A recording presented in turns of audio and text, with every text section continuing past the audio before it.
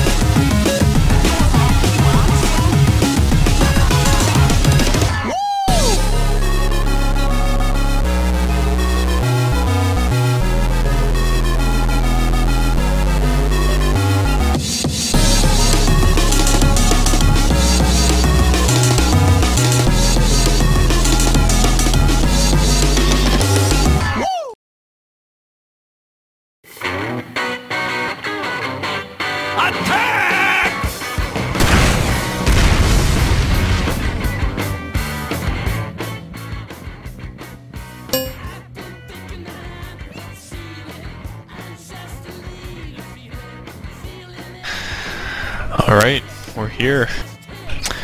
Made it through the season and we're now at the Season 11 LAN finals for ESEA. People are saying no in the chat. Is my mic on? Are we doing the intro? I can indeed hear you, Sigma. Alright. Well, awesome. So it's nice to be here with everybody this fine Saturday morning. As always, the matches starting bright and early. I kind of miss the seasons where they do one on Friday night and get you warmed up, not have to have you roll out of bed and run right into casting, but it is still really exciting to be here at this LAN. I mean, as we've said in the weeks leading up to this and throughout the season really, this is going to be one of the best LANs, probably the best LAN we've had yet. There's really nothing you can say certainly about the winner. Any one of the four teams could win it. And that is really something to look forward to here. So the first match we have coming up today is going to be Flow against Leviathan Gaming. Coming up in about 5 minutes or so, plus however long it takes for people to enter the server, so get yourself ready on this fine morning / afternoon / night, wherever you may be watching from the world. And get ready for a good match. Yeah, we do have, this is pretty much the most anticipated match that we're probably going to have this LAN. I mean, all the teams are pretty even. We have Mihai's Flow as the 1 seed, Seriously Bro as the 2 seed, Classic Mix-Up as the 3, and Leviathan Gaming is the 4, but it's the 1 and 4 matchup that everyone's looking forward to, not because anyone really... In fact, the community expectation, I believe eXtelevision ran a poll over the past week or so that had everyone saying that Leviathan were going to finish 4th. So despite the fact that nobody really expects anything out of Leviathan, just the mere fact that it's the most storied LAN team of North American TF2 up against the number 1 seed is going to make this an exciting match. Yeah, and you certainly can't forget that the only team that actually took a game off of Flow in the regular season was Leviathan, and I think it was the last week, one of the last matches, they managed to win 5-4 with that miracle Banny 4-kill sticky trap blind dead. Typical. So, Leviathan might be the team to take out Flow right away, but they haven't been looking as good in scrims recently. They kind of got crushed by Mix-Up in the pre-LAN show we did a few days ago, or yeah, 2 days ago. But then again, that was playing with a ringer, and Leviathan, or EMG, or Quantic as they've been called over the seasons, typically plays a lot better on LAN than they do online, and they're all very used to the LAN environment, which might not be the same for Flow, with Ruin attending his first ESEA LAN, though he has been to LANs through California in the past, and I think this is Shrugger's first LAN as well, so they're gonna have to get used to the zero ping rockets coming from soldiers. Yeah, I think Ruin has already played enough on LAN to be used to that. Like, the playstyle of LAN, the ping difference shouldn't really affect Ruin. What might affect Ruin is just the hazards that seem to accompany the ESEA LAN. Like, when Area 51 went, Blaze had some, like, computer that was infected with a terminal illness that just did not function properly. And ESEA are really on a rush to keep everything on schedule, even though we're now, like, about 10 minutes late for this match. But, I'm sure right now Torval is yelling at the teams to get to their computers to ready up. But yeah, I think Shrugger might actually be affected pretty badly because his movement online relies so much on that like scout wiggle that has developed over the past 2 or 3 seasons where you just kind of jump, double jump, spam crouches in the air, swing your mouse around in a little circle to evade rockets. So that could affect him pretty badly. Yeah, we'll see how it goes. I mean, he still undoubtedly has the aim, and with Harblue and Wonderwall also benefiting a lot from the ping, that could be enough to carry the team forward, but we'll have to see how it goes because, you know, LAN can be a scary place for scouts, so if he's just dying continuously, that could be a problem for Flow with their, you know, tendency to just want to ball up and run into people's faces. Yeah, I'm trying to see if we have the maps for the first game. So far it looks like I see Process, Badlands, and Warmfront. I believe Process is actually the decider, so I will assume we'll go Badlands and then Warmfront, and if needed, Process.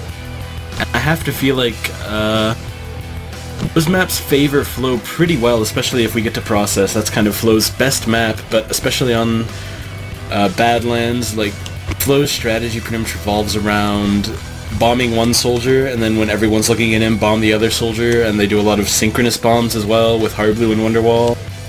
That tends to work out pretty well on Badlands. It lets them just cluster up with their scouts and demo, Shrugger, Ruin, and Soup. Pure gets 185 health on both of the scouts, and they just plus forward. That works pretty well on Badlands. Warmfront, a little sketchier. I mean, it's kind of a demo-dominant map, and obviously Leviathan has Banny, so that will play into his hands a little. He's also probably the best Warmfront demo I've seen. I know he's just, in general, the best demo in TF2, but especially on Warmfront, he seems a few steps ahead of everyone else.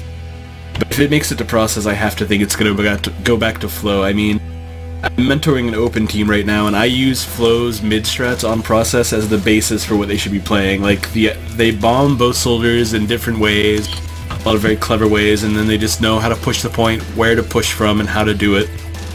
And they do it really effectively.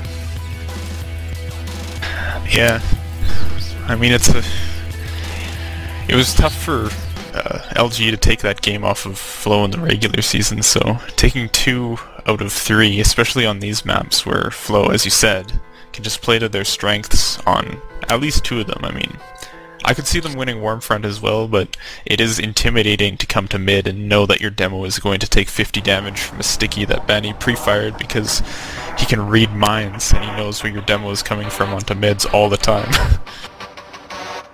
Yeah, and especially because, like, that could play a huge problem because Soup was playing kind of poorly in the final week of the season. I don't know if you remember, I don't remember if you actually casted it or not, the Flow and LG matchup on Granary. I forget if you were there. I remember I casted it. I cannot remember your presence, and I feel really bad for that, so I'm so sorry. Man, I can't remember if I casted it either. I know I watched the game, so I have that, but I don't know if I was in the cast. A big reason that match went in LG's direction, it was a 5-4 win, was because Soup went, I think, 16 and 29 and had a decent number of assists, but his damage was pretty low. That's a really, really high number of deaths, especially since I think Banny was on about 15. And like, I feel like Flow maybe lost a little confidence from that, and LG especially. I know LG are very happy with that win, and they think that they're going to be able to turn that into something here at LAN.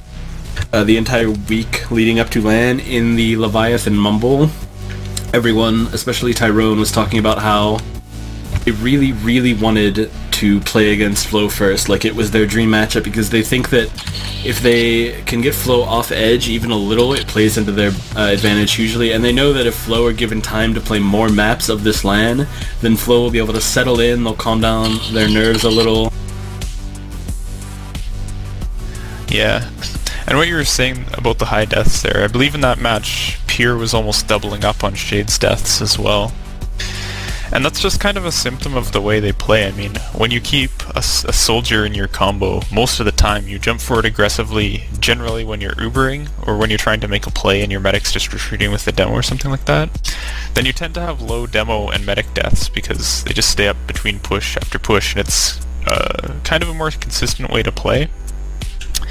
But when you run the hyper-aggressive, jump your soldiers all the time, like between Uber and whatnot, and then your scouts and demo are always following, when things start to go wrong, like if your soldier gets air shot or completely shut down by a scout quickly, and then you have a disadvantage in the fight, you really don't have much of a choice but to commit because you're already following up your soldiers, so it's tough to start backing out at that point.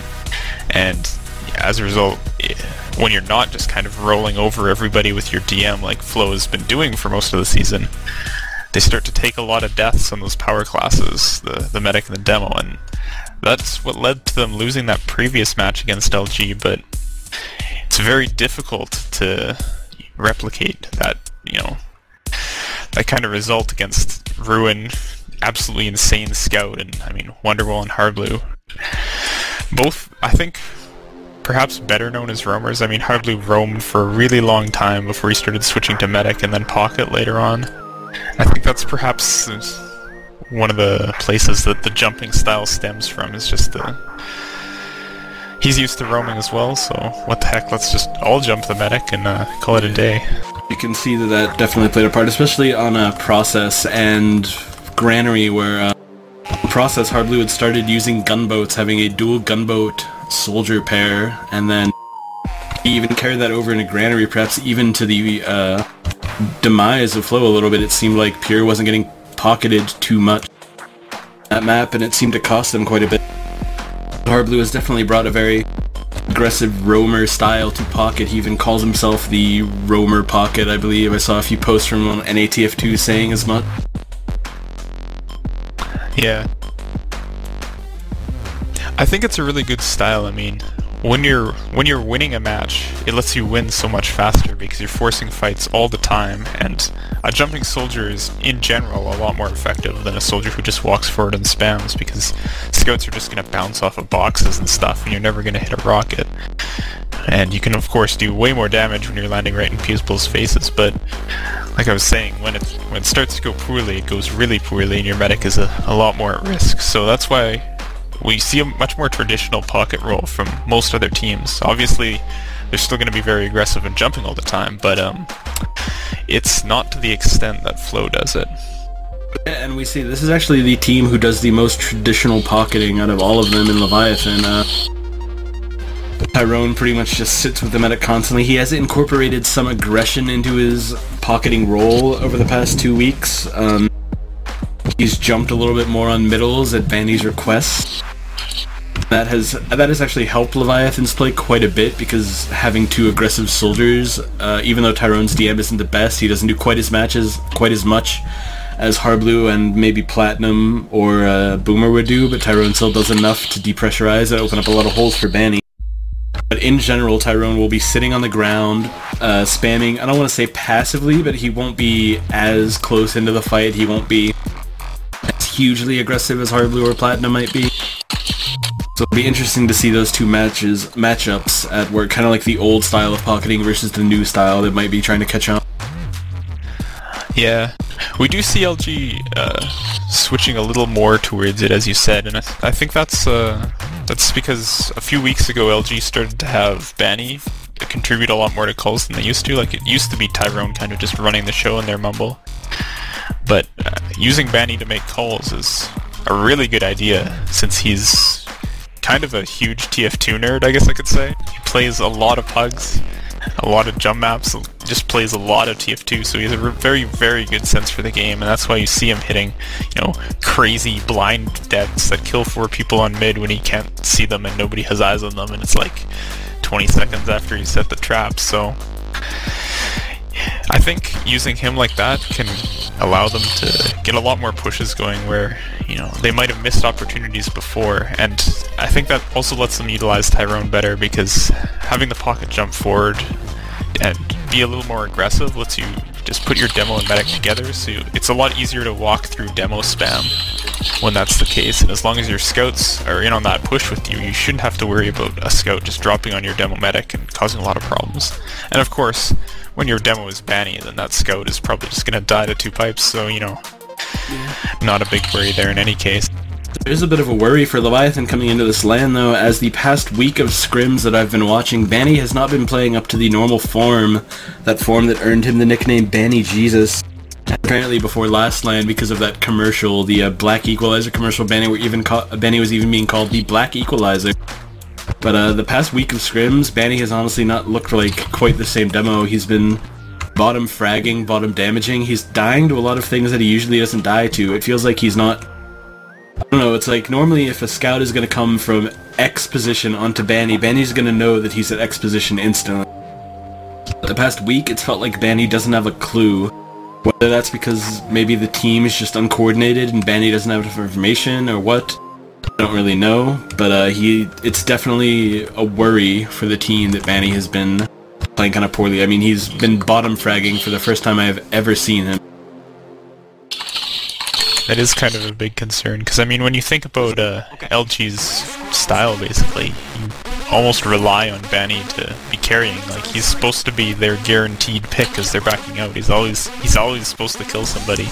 And if scouts are getting his number or something like that, and he's dying, or he's not able to surf as well as he normally does, and not like survive from single soldiers or soldiers getting on his face, then that's going to be a big issue for LG. So we'll have to see if they change anything up to prevent him from getting picked like that, or if Flo just proves to be too aggressive onto him.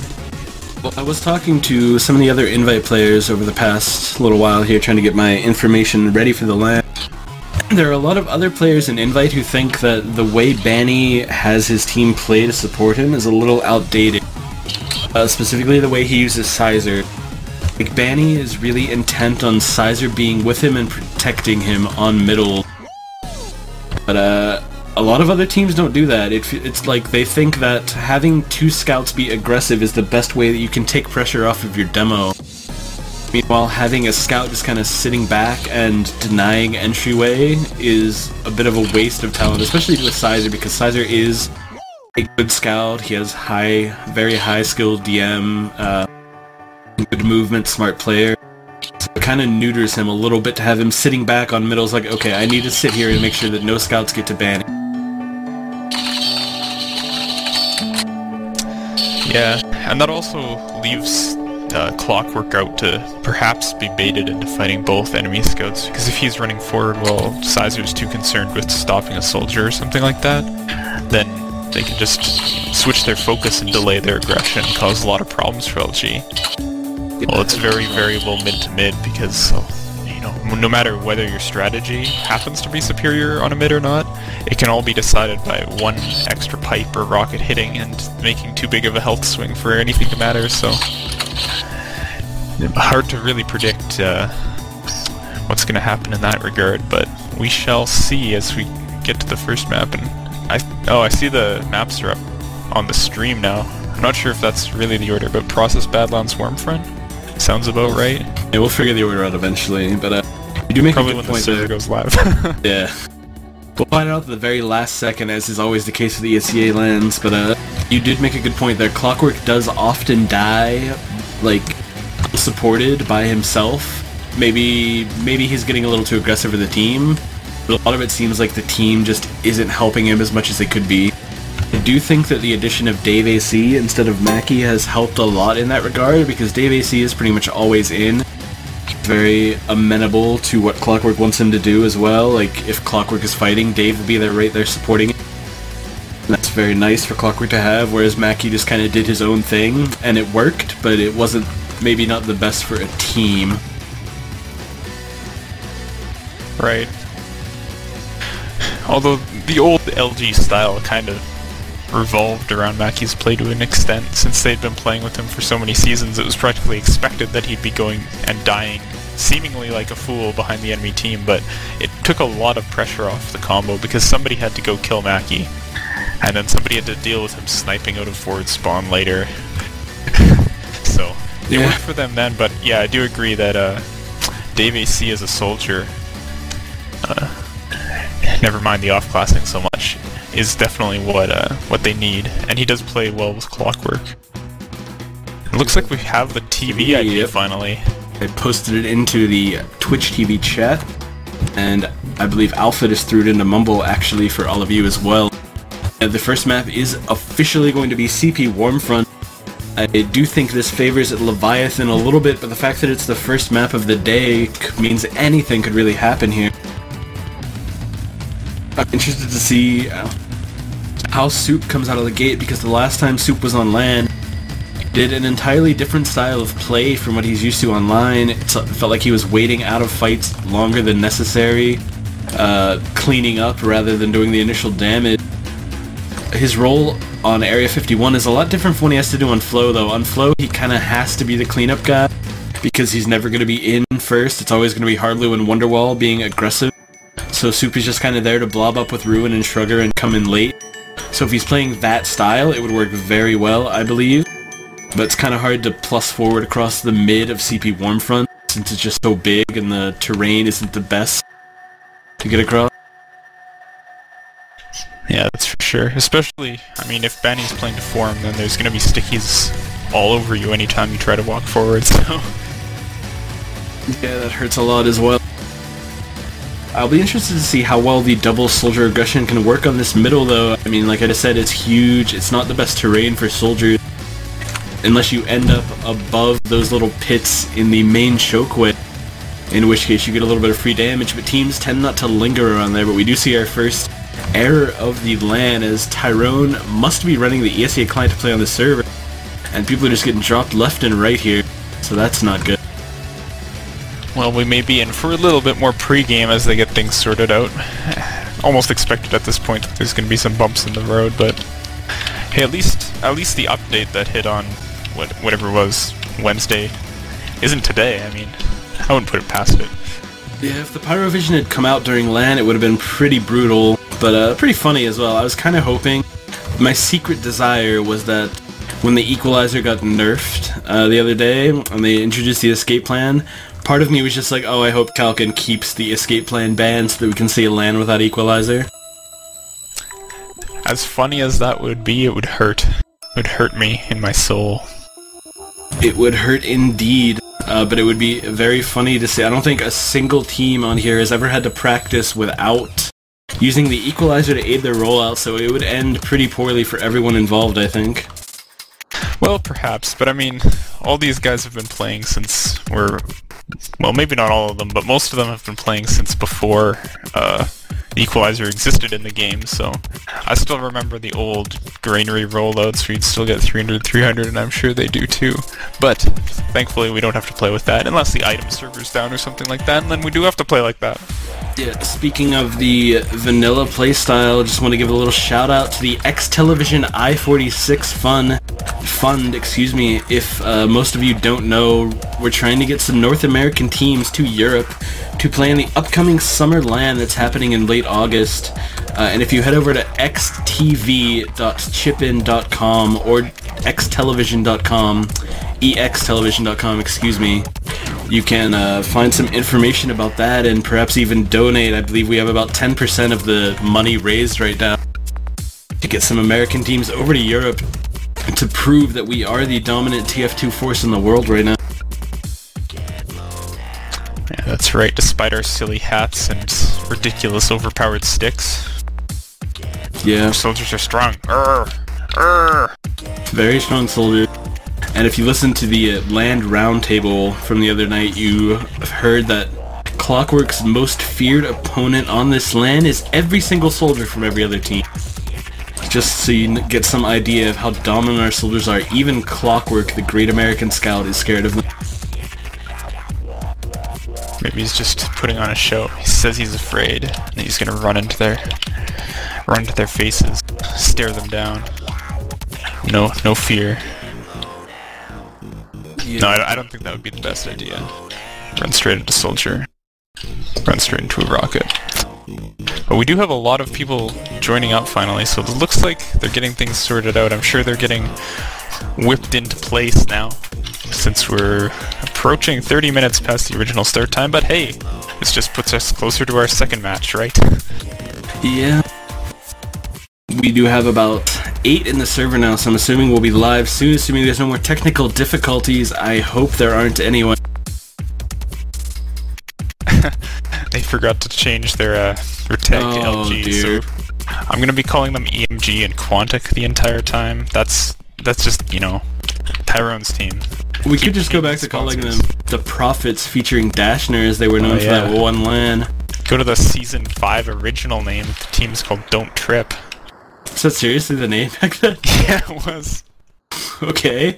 Well, that is something that Tyrone says a lot, so I can understand why. Just a little confusing that they would go to LAN named that. But this is the former EMG team that we are talking about here, former Quantic Gaming, currently Leviathan Gaming. Big shout out to Leviathan, who stepped in at the last minute to provide them with the necessary funds to purchase their 6th plane ticket to get this team to LAN. Yeah, and shout out to the community in general. I know there's a lot of fundraising going on, and I think donations in the order of, you know, 500 to 1,000 to 2,000 going for every team individually that came here, so good job to the community for funding all that stuff, and, you know, hopefully at some point we get some more sponsors and advertising revenue so that we don't have to do chip-ins for the full amount all the time, every time, but you know, getting there. We have a ton of viewers today, and that's really nice to see. So, shout out to all you viewers on stream for watching this and making our dreams come true. Yeah, big shoutouts to everyone who's tuning in, whether you're on Mumble and going to show up in the STV, or whether you're on the Twitch TV stream itself, or whatever means you want to watch this. If you're sitting there at the ESEA LAN, especially big shoutouts to you for making the trip to Texas just to watch some live TF2, even though you can't hear me. But we're trying to grow the game right now with this I-46 thing. We're putting a lot of promotion into this. This is the time for TF2 to go big. This is pretty much the biggest chance we've ever had to make TF2 known to sponsors, and ideally next season we won't see every team getting donations, and especially I don't want to see my good European friend Admirable donating $100 to every LAN team just so that they can go. Big shoutouts to him. He's donated so much money to every invite team over the past like 3 seasons, and he's put a ton of money into the I-46 fund as well. Yeah, I mean, we all love the game, and that's why we do it, but we just want to share our love of the game with everybody else. Yeah. Well, it always seems that the game is working actively against everyone else loving it. I don't think the new Pyro update has done any favors to anyone either. As I am definitely enjoying flying around the map in my beautiful blue, green, red, purple, heart, bubbly world right now, but probably doesn't look the best to someone who's trying to take TF2 seriously as a competitive esports game. Yeah, we just have to keep those Pyrovision goggles under wraps. We did certainly have some fun in the pugs the other night with some quick fix only medic agreements and bombing medic Uber saw plays and stuff like that, but yeah, this new update has bordered a little on the ridiculous side, I would say, but we're not going to see much of that coming into play here. I mean, the only change that affects this really is the equalizer doesn't do 1,000 damage anymore. The quick fix is unbanned for this LAN, Sigma. We could see it. Nobody's gonna use it. It's nobody's awful. ever gonna use it. It is awful, but it does have a very limited application. I remember when I was playing in IM last season, Grills of the old Leviathan Gaming actually used the quick fix on Viaduct just to get to mid a little faster. I could imagine that coming into play on a few maps, just sticky jumping your medic in the middle so you can get some heals more quickly to defend a point. That could be its one very, very limited use, but you could see it. I'm not going to rule it out entirely, alright? Well, I'll take... I mean, I have used it on Viaduct before in a serious attempt to win, just because the way the clock forces you into that kind of stuff on Viaduct. Although, I'm not entirely convinced that it would have been better for me to quick fix and get to point, or if it would have been better for me to just buff somebody and let them go to point. Yeah. But yeah, you can, sticky jump your medic all over the place, so maybe we'll see it when some team's winning or when some team's desperately losing and they want to, change something up, because theoretically, since you can get an Uber in 25 seconds or whatever it is with that gun, it's much faster than both the crits and the Uber. You could perhaps block a bit. Yeah, it's totally faster than crits, I think. This shows how much that gun gets used. I don't even know what the timing is.